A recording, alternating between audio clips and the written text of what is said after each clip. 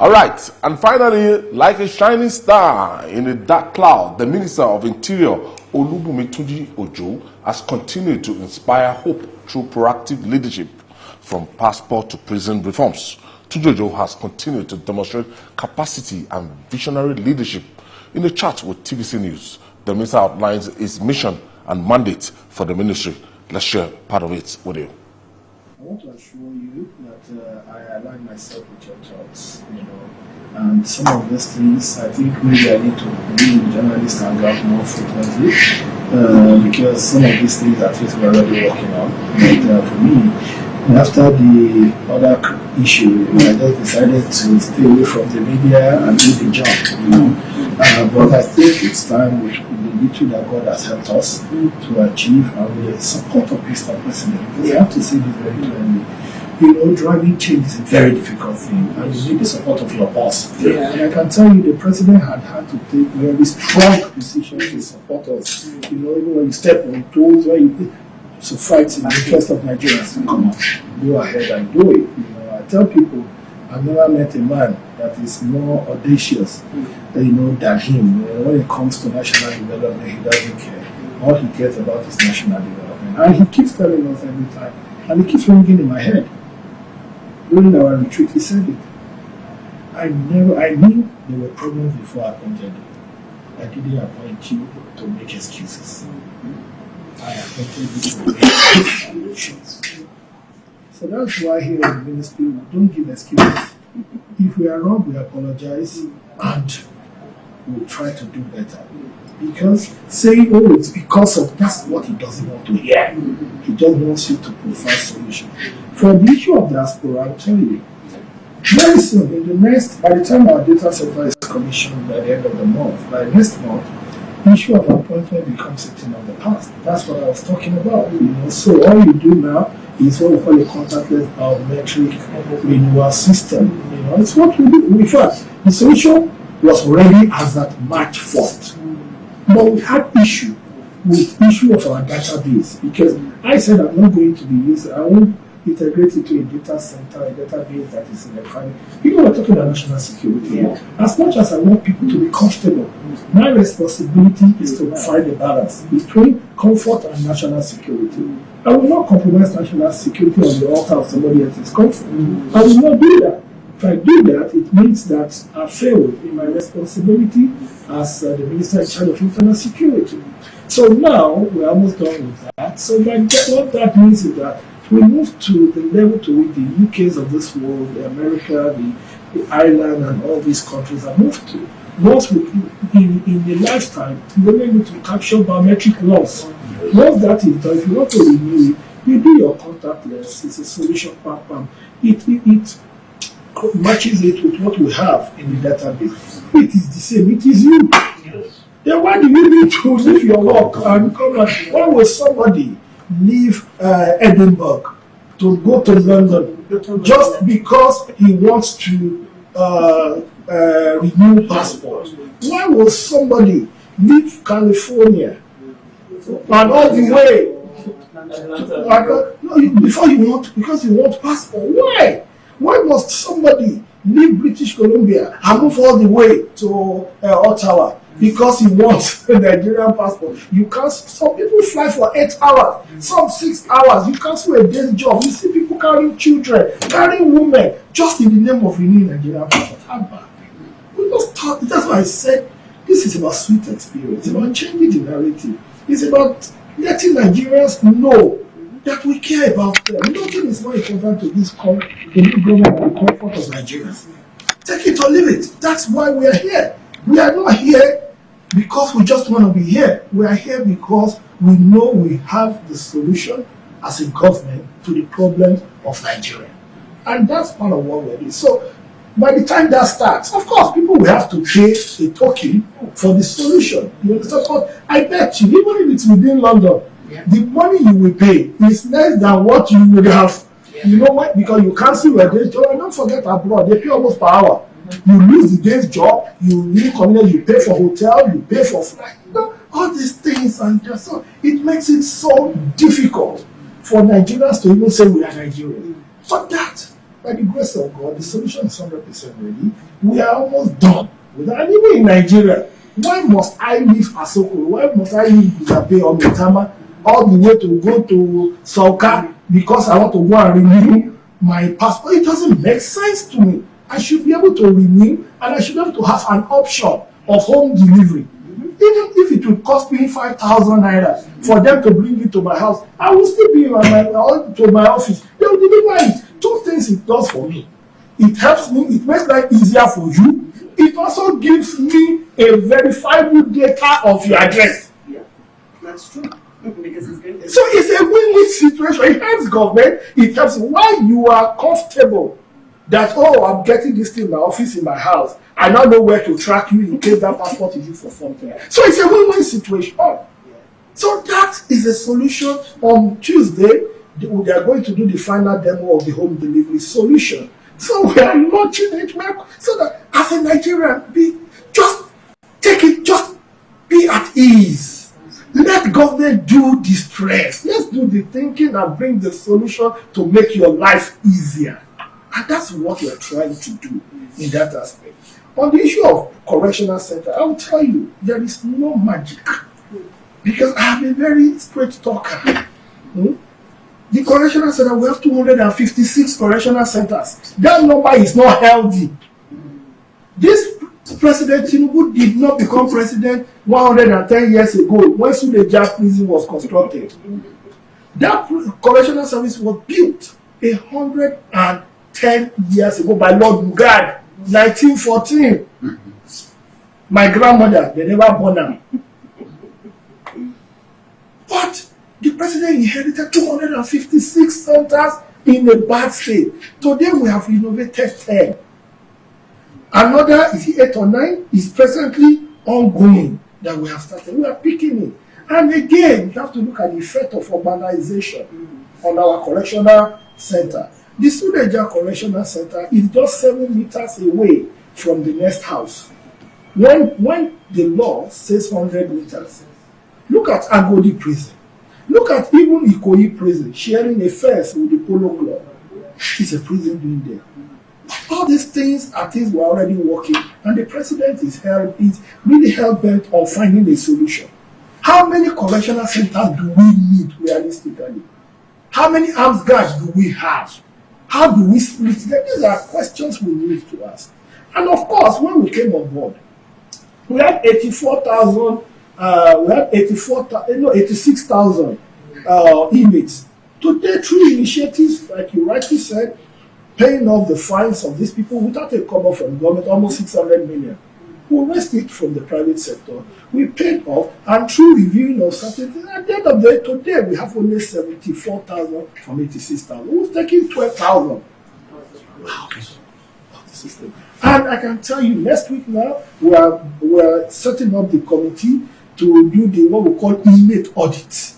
Because there are so many people that are in correctional service without case files. There are so many people that ought not to be there. So we are looking at them. So people will be there. Somebody will just dump you there. They throw away the key. You can't come. So we are going to all the 256 to really audit. If you have no business to be in the correctional center, you should. So once we first of all take out the people that are not supposed, that weren't supposed to be there in the first place, then we will now find a solution in collaboration with Ministry of Justice on issue of non-custodial services, on issue of other solutions. We will now find a solution to the problem. So we are working in the areas of correctional service.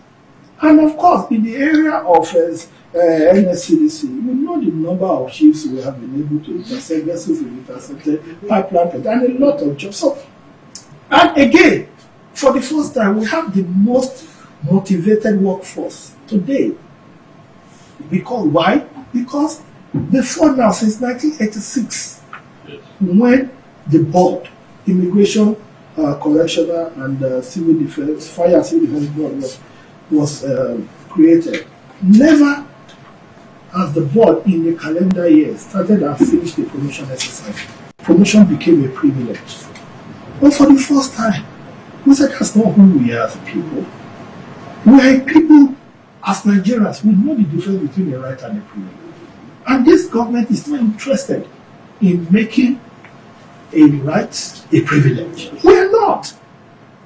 Because when you do that, you create scarcity. When you create scarcity, you breed corruption. And for the first time, by the time we came, trust me, we had people that have been denied promotion for 6 years, 8 years, 10 years, some on a single post. Keda, yes. But today, to the glory of God, December last year,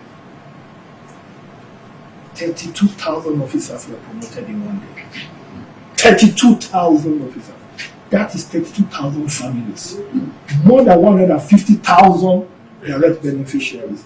This is what we need to have been able to do. So it's not just about expecting the best from the officers and not giving them the best and not motivating them.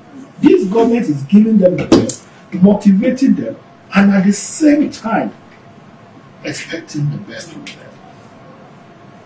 And I can assure you, for the first time, when we came on board, during the election bias, we lost 2 officers of NSCDC. During the attack, when the Correctional Service in Calabar was attacked, we lost an officer. But we didn't have a life assurance policy.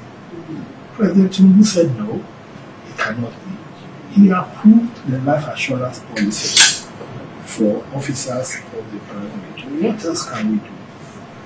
So today, their peculiar allowance, he made sure that they've started earning. We started paying them peculiar allowance, encouraging them to be able to give their best. So it's not just about us demanding from them. We are also motivating them and giving them. That's what we have done. You saw what we did in the fire service, the trucks that were distributed. You saw what they call the fire survey that we are doing across the country. And you saw what we are trying to do with the fire academy. We are building the first tier 1 fire academy in the whole West Africa. It's presently ongoing in Jeddah. I'm working with the president. The project foundation will be laid by until 28th of this month. It's going to take 10 months. And that will turn fire from... Fire is one of the highest employers of labor. We have not yet tapped that potential. So these are things that we want to do, create hundreds of thousands, make fire service more of a regulator and an enumerator rather than an operator. Let the private sector operate, let fire service regulate, and deal with enumerator in terms of first responders that are needed in various sectors of our economy. This will create jobs for our youth. Our population is increasing. We need to think inwards in terms of how do we expand the scope of employment and job creation.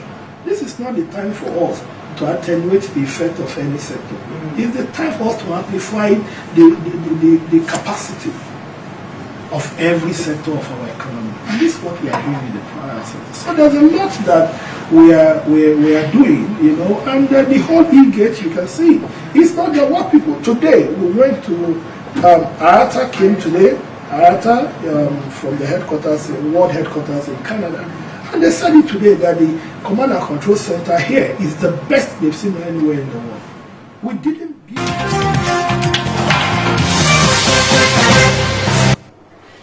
Minister of Interior, Olubunmi Tunji-Ojo, talking from passport to the prisons and fire service, yes, and prison reform, and I could see the energy and the determination of this young man. And I was imagining if all ministers are like that in Nigeria, will not be where we are today, because certainly there's a clear-cut direction. Certainly, and he's making impact. There's no doubt about it, and you can see hit the ground running, clear the backlog of passport applications in record time. I remember one of the top people in immigration, after he saw our interview with him, begging me to tell him to take things easy with them. That within a short time we've cleared more than 4 months of passport applications, but he's still on our necks. Yes. And when I spoke to him, he said, no, as far as I'm concerned, they can do much better. Yeah. And there's something that used to happen. If there was a mistake on your passport, Yeah. and you needed to change it, You see, they will tell you to travel all the way to Abuja to change it. When I saw this minister, I said, two of my sons needed to change the names on their passports. The third one, because the name that is being using in secondary school is not consistent with the one on the passport, we also say, okay, let's add that third boy. And I told the minister, I don't want to go all the way to Abuja because of that. He said, it's part of what I'm trying to do.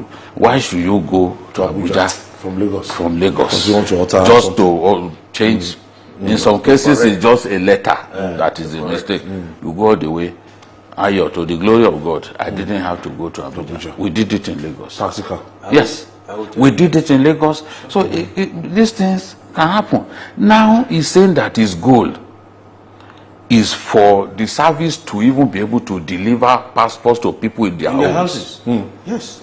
Again, it is possible. It all depends. This is about leadership. I'll pay for courier. If you pay for Yes, courier, you will be happy to pay for it instead of the pain of going to sit down. You wait on the queue, this and that. Well, let me tell you my experience. You know, I wanted to do a story on them, these immigration people.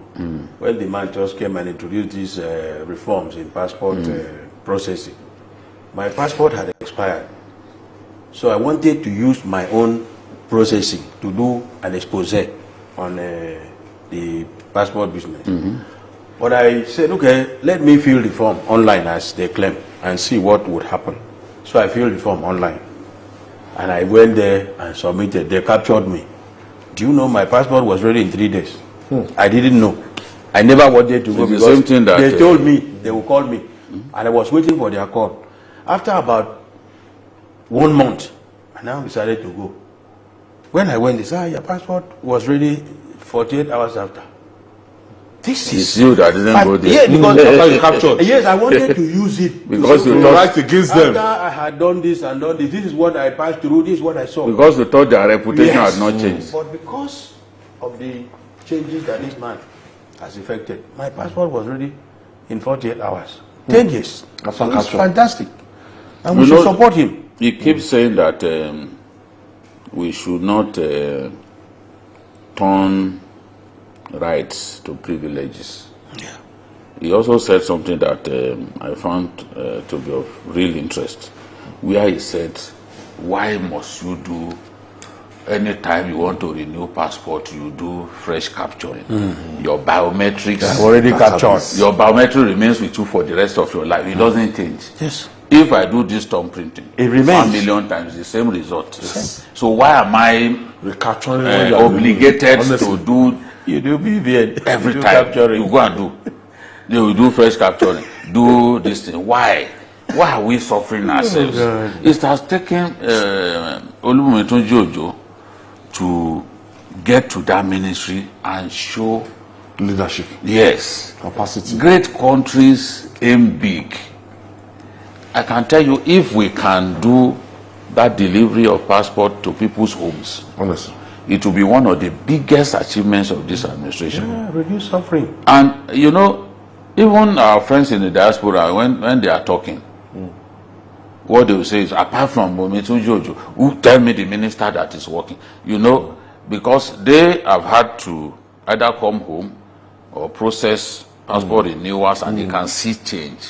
When change is self-evident, can't people deny will it. agree. You can't deny it. Yeah. Sure. Our friend CKN did the same thing that you did. Within 48 hours, Yes. his passport was ready, and he announced it on our program that this is what happened. I mean, it's really reassuring Sure. to see some of the changes happening. When I began to take this young man seriously was when he got those prison inmates out, reaching out to corporate bodies, reaching out to friends and all that, and they paid fines. Congested. Those fines More are fines. amounted to more than 500 million. They paid those fines. it decongested the prisons. Hundreds of thousands of I mean, I think waiting trial or something. Yes, a lot of waiting them trial. are waiting trial. People who had been fined, they could not pay fine. They are Some there. as small as 5,000. The bulk of the people that we have in our prisons, They have no business they there. have no business being there. If some of them can just pay fine, little fines, they will be out of the place. Some is because they've been adjourning their matters for so long. So yes. Definitely. A lot of the people that are there are not people who should be there. So, and I also do not agree that prisons should be so close to people's homes. No, they shouldn't be. No. A situation in which the Suleja prison that he said was built in 1914 and Inside the MS closest building to east MS Palace. is 7 meters, just 7 meters From the MS from house. from the prison. That's the closest. 7 meters is too close. It breaches even the international convention. Prison should not be close to where people are. You know, people, it should be far away. That's why we're having all these prison breaks and the rest of it. It's easy to do because once they come out, they go and mesh with ordinary people. How do you identify a prisoner who ran away and quickly entered inside the neighborhood? But if people's houses were built far away from them, as they are escaping, you'll be able to cordon up the area and catch them. So You also mentioned fire service, which have to be effective. It has over time, we don't know, this agency has been kind of laid back, not been able to make impact. It's still the leadership Underfunded too. Leadership failure, because like what this minister is doing, he came with determination. the determination and the vision. What is it money that has been given to him? It simply shows that he knows what he came to do. Also make an impact. Because if you have a fire service that is retroactive, when a fire breaks out in a big man's house, Yes. you see they will run everywhere. But if fire breaks out in a slum where majority of the people are no water, that is nonsense. And you're very slow to respond. So what we need, not really money. Money is important, but we need the right caliber of Visionary people, leadership. visionary people who know what to do, how to do it. Because what this young man is doing, he's not reading it from a book, it's from his head. And the president does not need to come and nudge him before he moves. You know, some people, they say the president did not go as inspection, didn't go to visit. That's why the man doesn't know. But this one is up and running. So we must we must identify this type of leaders and bring them into governance. That's what we need. Julie, ultimately, when we start doing a kind of this assessment, this passport thing, history will never forget this man. No, certainly not. Because even our people in the diaspora, they are going through a lot. They were going through a lot before now, just to renew their passports. Imagine somebody in school abroad and we have to travel all the way to Washington, D.C., New York City before you get your passport. Part of what we can do is to even look at our airport. The changes that he has instituted in the airport. Inside the airport. Yes, so that as you are coming in. He's talking about IATA, even commenting. Yes, that is the best that they've seen. It is possible. The time that you waste. And what they've done is ensure that, look, there is minimal interface with human beings. You take your biometrics, the machine takes your biometrics, you just move away. Where you used to spend 7 minutes, you spend less than 2 minutes, you are gone. These are real changes that people But I pray will be the happy people will about. not revolt against it.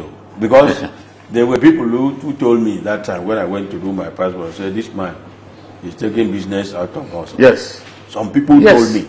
Those are the The saboteurs. passport parents who are making money. And then and as you go there, they ask you, who are you going to meet? Do you have somebody who will help you? I say, no, I don't have. Yes. I'm going there. I want to do it because So, the more we try to eliminate human interference, the better for the the better country. for us. And then we'll earn respect. People People have come to the belief that every time you come to the airport, they will ask you for money. What And you don't see that in other places. You go to other, nobody. You don't go to Dubai now. Somebody will be asking you, "For waiting to chop remain." Thank God it's Friday. You know all of those things that. Or they say you with 3 boxes. They say, how did you? How can you alone hold 3 boxes? No, I'm talking about people directly asking you. I know. As I'm going at a recent people now. They say they see you. When you are coming back. You carry 3 bags. Say how? You alone. You must greet us. It's not good. It's not fair. Well done, Olubunmi Tunji-Ojo. We need more of your colleagues in the Federal Executive Council To be more vibrant. to work for our people. The best way, not just show arrogance and it's humble. blowing siren all over the place, throwing your weight around as a minister. No, that's not what we want to see. You know, if you do well, we will praise you. If you fail to do well, we will use our mouths to flog you. It's as simple as there's nothing you will do. It's as simple as that. All right. I want to thank you, Sonny Daniel. Thank you again for your contribution. Thank you for coming to, on Journalist Hangout on Sunday. And the maestro himself. Pleasure. Thank you. Yes, we had a short break. Tomorrow. We'll continue tomorrow. Yes. And that's our offering today. Join us tomorrow for a regular episode of Journalist Hangout by 5 p.m. You can watch the repeat broadcast of this edition tonight by 11:30 p.m. We're on YouTube, youtube.com/TVC News Nigeria. I'm Ayodele Ozubakon. See you tomorrow by 5 p.m.